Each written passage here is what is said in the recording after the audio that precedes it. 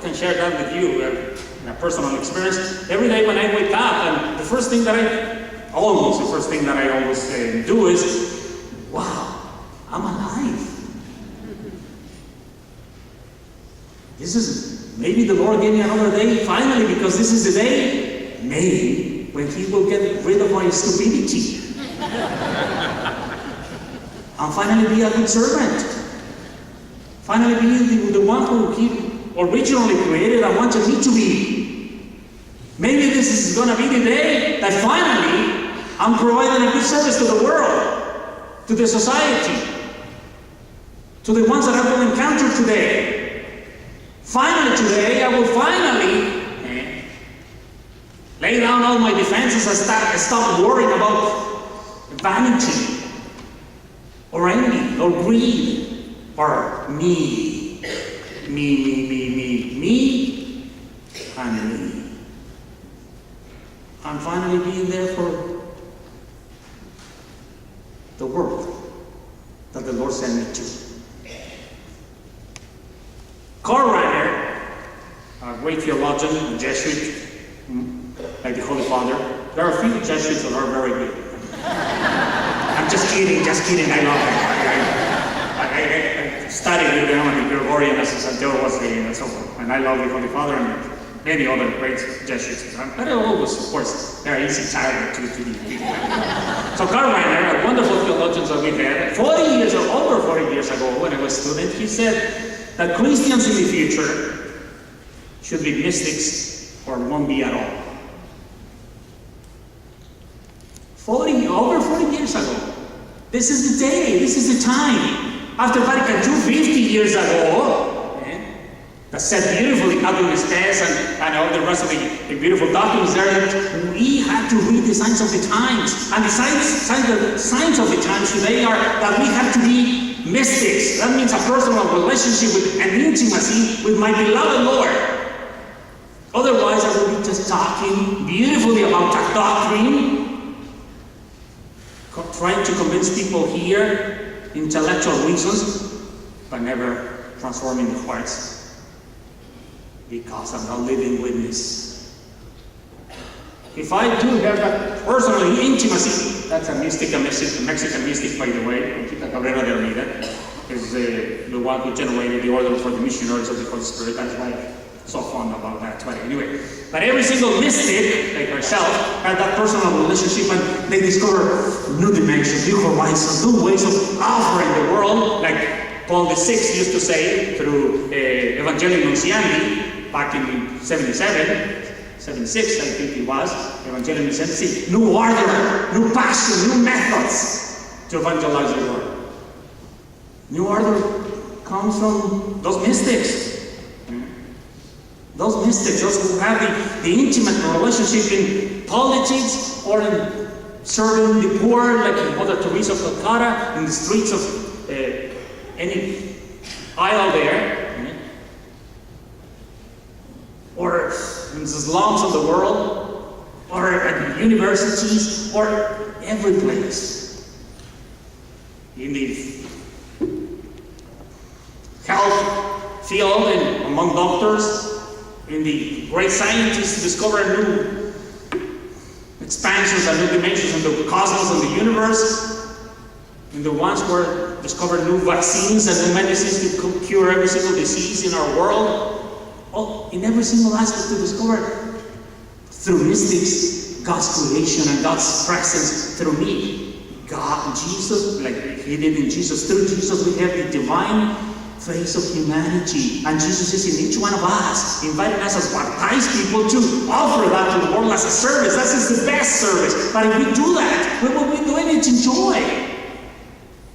The Holy Father Francis said beautifully in his own ways of saying things. He said, we Christians live so many times our lives as funerals, with a face of funerals. Or he said beautifully also, that's like Lenten without Easter. We live our lives as Christians as Lenten time without Easter. But every time that we come to the Eucharist, we say, Christ has died and is risen. And He's coming every time that I say no to envy or greed or vanity or me, and start sharing and expanding and become a plural, an us instead of me. Then I'm offering a beautiful service to the world, and that is Mother Teresa or every single saint, Conchita or you.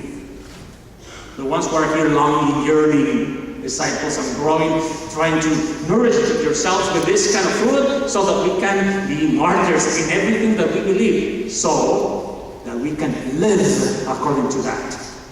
To live is to live. Otherwise, it's a beautiful philosophy and an idea here. Just an idea. To live is to live. I believe in solidarity. I live in solidarity.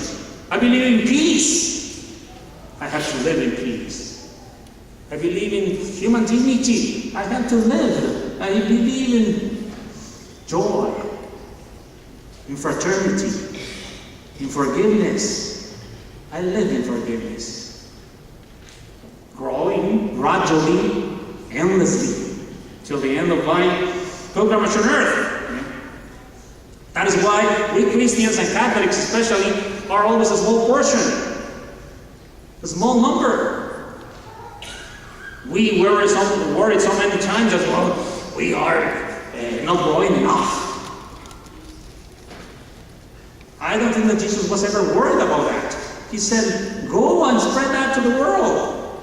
But he came for one of us. He said, the lost sheep. He came for one of us. Not in big numbers. He was not worried about the big numbers. He was worried about me, you, each one of us. And if we live that way, the numbers will be transformed. Transformed. A new dimension of understanding, even the numbers. Every single one of us will be making a big difference of discovering his own vocation as sanctity, real sanctity. Our freedom here in the United States, for instance, allow us to use all the resources that we have. Wonderful. That is why we call it democracy, and we stand for freedom in every way. I mean, whenever it happens that someone is touching my freedom, woe. Woe to him or her.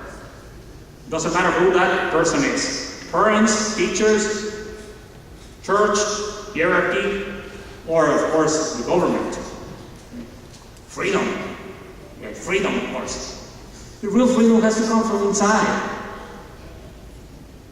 Otherwise, I will be always against it. Doesn't matter. I will feel always that it's imposing to me. When I fall in love, and that is why I start with that, nobody's imposing anything to me.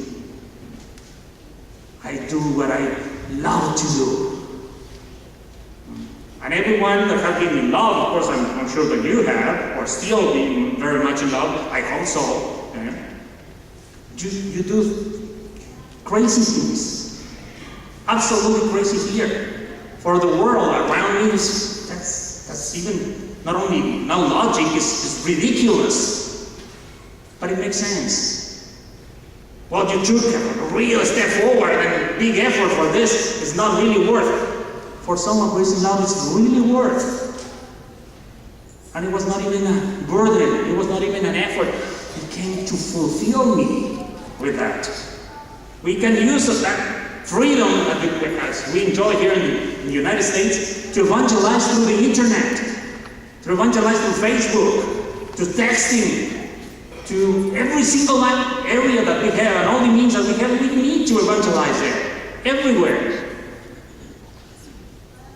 I don't know about you, but it happened to me so many times that people, all of us, are in a confessional mode, I would say, all the time. If you start just a conversation, especially if you wear this kind of vestments, people immediately start talking to you. Well, let me tell you about what I think, what I feel, what I see, about the world, about the society, about the church, about my family, about whatever. Obama, who knows what. ISIS, the terrorists, the immigration, whatever. They are in the confessional mode. That is a perfect moment to evangelize there. Just to say, you know what? I'm with you. I'm struggling with the same things as you are. I'm in process all my time, in progress all the time, trying to discover better ways to offer that to the world here. Give reasons of our faith, especially here, so that I can be in sync, in unity with everyone instead of fighting with everyone around that doesn't feel or think the way that I want or that I feel. Maybe sometimes because I'm not intelligent enough to portray or deliver through my words and my actions, and especially not saintly enough to portray and deliver through my life the way that I would like to show God through me. And that's part of my sinful nature. That's what I am. St. Paul used to say beautifully also, how many times I have done the wrong that I don't want to do, and I don't do the good that I wanted to. This morning I wanted to be smiling to everyone. And so I had an awful night, and so I wake up and I was in an awful mood. And of course, like looking at the mirror, I was like, gosh, what a day. And then I start already wrong with or against my own amazing desire that is inflaming my heart.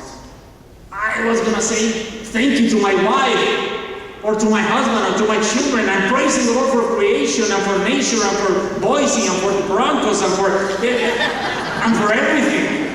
that we have lived. And then, gosh, but I'm in pain today. I don't feel like. But then, not only that, the first person that I encountered this morning was not smiling either. Not only that, the first person that I encountered this morning, he was in bad mood, even worse than myself. Well, I'm in progress all the time, I'm in that process. But certainly, that allows me to keep on saying, God, here I am. Use me. Through my beautiful gift of life and my beautiful gift that you perfected in my life with that free will, use me to do a service according to your will, and I will be a perfect martyr. Not of soul, out of love. Out of love. Someone said to me once, I don't know if it was their own phrase or they picked it up somewhere else, but they said, how sad it would be that someone comes up to me looking for Jesus and finds only me.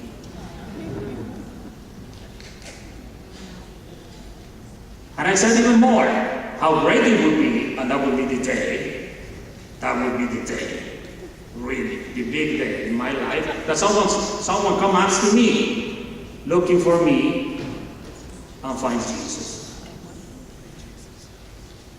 They were looking just for me, and they found Jesus.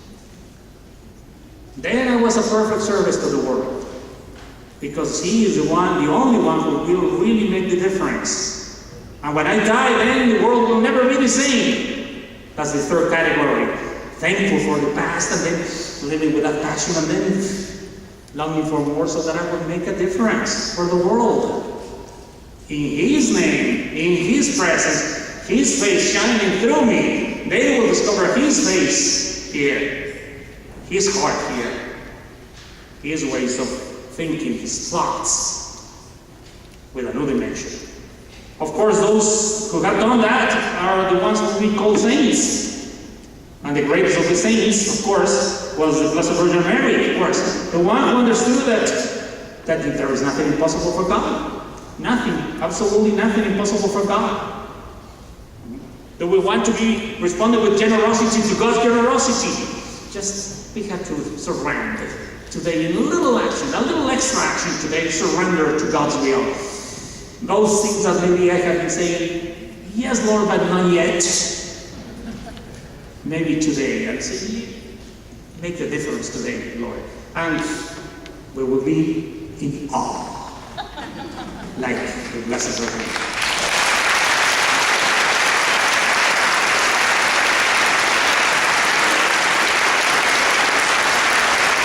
Thank you, Bishop Elizondo. I'm sorry that we are limited by time. Thank you, Bishop Elizondo, for deepening our understanding of the beauty of falling in love and also the ramifications of being a disciple. As you probably noticed, our Congress is fully bilingual in both English and Spanish, but we also have a growing Swahili-speaking community in our diocese, and we are blessed to have them with us this weekend. We want to welcome them and thank also Terence Kagoma for his interpretation services during today's sessions. So thank you very much.